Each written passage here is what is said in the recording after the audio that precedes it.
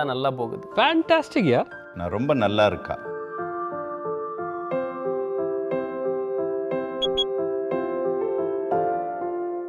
இப்போ இது எங்க பூச்சு?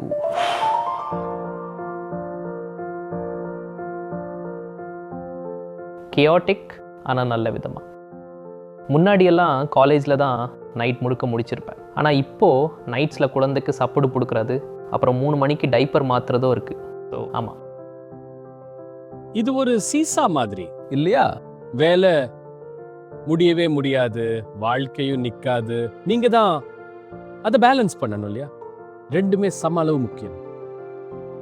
நான் என்னை ட்ரெயின் பண்ணிக்கிறதுக்கு காரணம், இந்த வருஷம் என் பொண்ணோட சேர்ந்து 100 கிலோமீட்டர் ஓடணும்னு டார்கெட் வச்சுருக்கேன். நான் ட்ரெயின் பண்ணும்போது நான் கண்காணிக்கிற சில முக்கியமான விஷயங்களில் ஹார்ட் ரேட்டும் ஒன்று. அது என்ன லிமிட்டில் இருக்க உதவுது. அங்கே தான் இந்த வாட்ச் என் ஃப்ரெண்ட் ஆகி இந்த ஓட்டத்தில் என்னை கூட வருது. நான் சரியாக தூங்காதப்போ சொல்லுது, தண்ணி குடிக்க ஞாபகப்படுத்துது, அப்புறம் ஒரு பெருமூச்சு விட்டு கொஞ்சம் ஓய்வெடுக்க சொல்லுது. ஆனால் எப்போல்லாம் நான் என் வாட்ச் பார்க்குறேனோ அது நான் பல மணி நேரமாக உட்கார்ந்துருக்கேன்னு சொல்லுது. அப்புறம் அந்த ஸ்ட்ரெஸ் ஸ்கோர் அது பொதுவாக மீட்டிங்ஸ்க்கு அப்புறமும் மோஸ்ட்லி டிராஃபிக்லும் பயங்கரமாக ஏறிடும். ரெபேக்காவோட நிறைய ரன்ஸ் நிறைய இடத்துல ஓடணும்.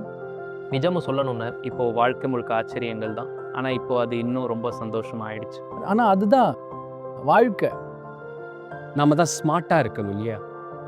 உண்மையிலே முக்கியமான விஷயங்கள் கூட